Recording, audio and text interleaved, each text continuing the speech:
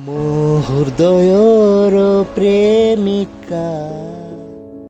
ଆଉ ସାଙ୍ଗମାନେ ଆପଣମାନେ ଭଲ ଅଛ ନା? ମୁଁ ପୁଣି ଆପଣମାନଙ୍କ ପାଇଁ ଗୋଟେ ନୂଆ କାହାଣୀ ନେଇ ଆସିଛି, ଯେଉଁଠିକି ପ୍ରେମ ହିଁ ପ୍ରେମ। ପ୍ରେମ ବିନା ଜୀବନଟା ଅଧୁରା। ପ୍ରେମ ମିଳିଗଲେ ଲାଗେ ଆମକୁ ଦୁନିଆର ସବୁ କିଛି ମିଳିଗଲା। ପ୍ରେମ ଗୋଟିଏ ଦେଢ଼ ଅକ୍ଷର ଶବ୍ଦ, କିନ୍ତୁ ତା ଭିତରେ ସବୁ କିଛି ଭରି ରହିଛି। ପ୍ରେମ ସତ୍ୟ, ଶିବ, ସୁନ୍ଦର। ପ୍ରେମ ଗୋଟିଏ ପବିତ୍ର ଶବ୍ଦ। ଚାଲ ଆମେ କାହାଣୀଟି ଶୁଣିବା। ମୁଁ ଆଶା କରେ କାହାଣୀଟି ଆପଣମାନଙ୍କୁ ବହୁତ ଭଲ ଲାଗିବ। କାହାଣୀଟିରେ ପ୍ରଥମେ ଗୋଟିଏ ପିଲା ଯାହାର ନାମ ପ୍ରେମ। ପ୍ରେମ ବହୁତ ସ୍ମାର୍ଟ, ଗୁଡ୍ ଲୁକିଂ, ପାଠରେ ବି ଭଲ ନମ୍ବର ଆଣେ। ପ୍ରେମ ତା କ୍ଲାସରେ ସବୁଠାରୁ ହ୍ୟାଣ୍ଡସମ୍ ବୟ। କ୍ଲାସର ସମସ୍ତ ଝିଅ ପ୍ରେମକୁ ବହୁତ ପସନ୍ଦ କରନ୍ତି। ପ୍ରେମ ଝିଅମାନଙ୍କ ସହିତ ବହୁତ କମେଣ୍ଟସ୍ ପାସ୍ ବି କରେ। ପ୍ରେମ କିନ୍ତୁ ମନ ଦେଇ କୌଣସି ଝିଅକୁ ଭଲ ପାଏ ନାହିଁ, କେବଳ ଟାଇମ୍ ପାସ୍ କରେ।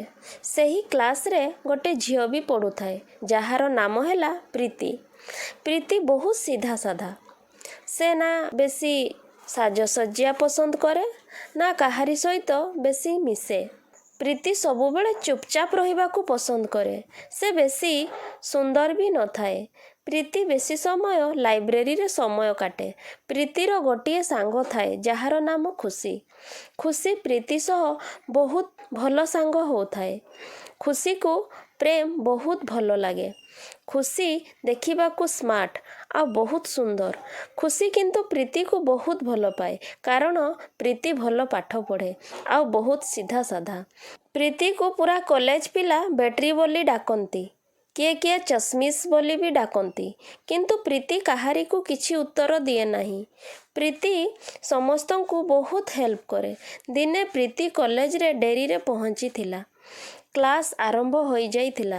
ପ୍ରୀତି ଯେତେବେଳେ କ୍ଲାସ୍ ରୁମ୍କୁ ଯିବା ପାଇଁ ସାର୍କୁ ଆଇ ଏମ୍ କମିନ୍ ସାର୍ କହିଲା, ସାର୍ ପ୍ରୀତିକୁ ଦେଖି କହିଲେ କମିନ୍।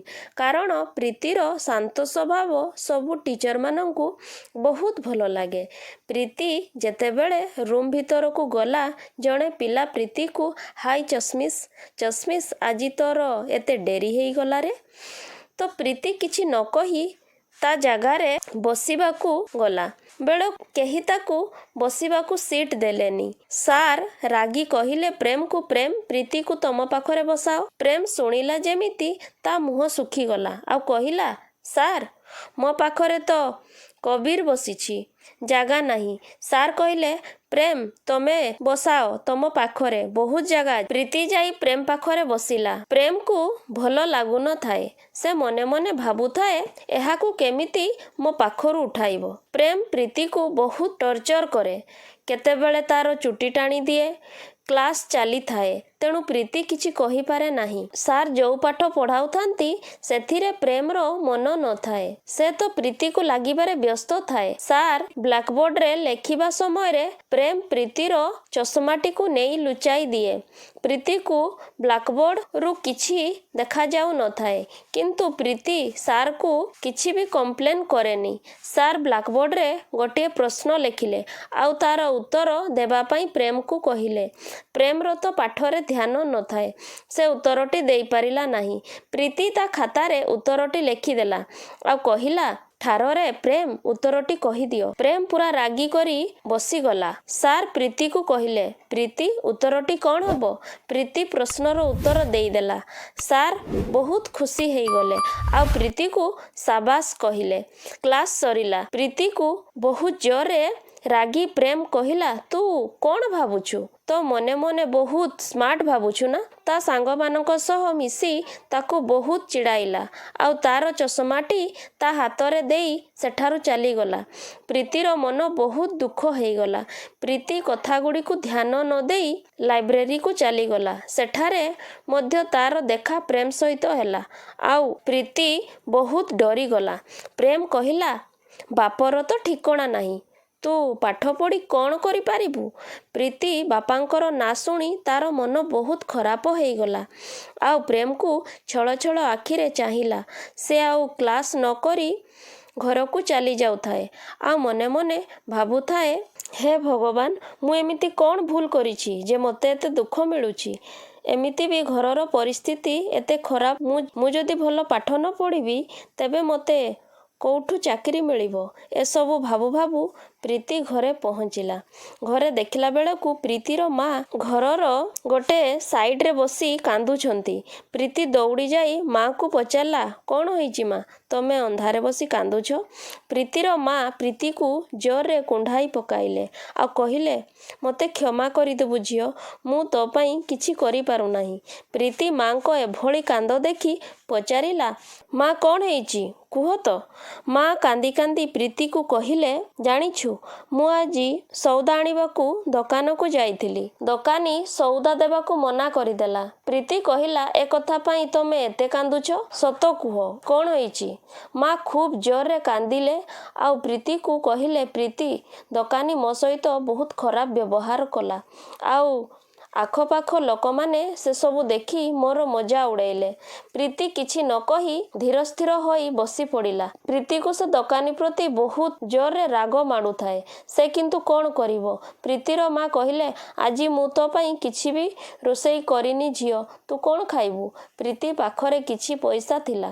ସେ ଦୋକାନ ଯାଇ ଚୁଡ଼ା ଆଉ ଗୁଡ଼ ଆଣିଲା ଆଉ ମାକୁ କହିଲା, ଚାଲ ମା, ଏସବୁ ଆମେ ଖାଇନେବା। ପ୍ରୀତିର ମୁଣ୍ଡ ଆଉଁସି ପ୍ରୀତିର ମା କହିଲେ, ବୁଢ଼ୀଟିଏ ହେଇଥା ଝିଅ, ଭଗବାନ କରନ୍ତୁ ତୁ ଭଲରେ ଥା। ପ୍ରୀତି ସନ୍ଧ୍ୟା ସମୟରେ ପାଠ ପଢ଼ିବା ପାଇଁ ବସିଲା। ସେ ପଢ଼ୁ ପଢ଼ୁ ପ୍ରେମର ସେଇ କଥାଟି ତାକୁ ମନେ ପଡ଼ିଗଲା। ବାପର ତ ଠିକଣା ନାହିଁ। ସେ ଭାବିଲା, ମୁଁ ଯଦି ଏମିତି ସବୁବେଳେ ସହି ଯାଉଥିବି, ଏମାନେ ମୋ ସହ ସବୁବେଳେ ଏମିତି କରୁଥିବେ। ତେଣୁ ସେ ଭାବିଲା, କାଲି ପ୍ରେମକୁ କହିବି। ପ୍ରୀତି ପାଠ ପଢ଼ି ସାରିଲା ଆଉ ଆରଦିନ ସକାଳ ହେଲା। ପ୍ରୀତି କଲେଜ ବାହାରିଲା। ପ୍ରୀତି ତା ମାକୁ କହିଲା, ମା, ତମେ ଟିକେ ବି ଚିନ୍ତା କରନି, ମୁଁ ସବୁ ଠିକ୍ କରିଦେବି।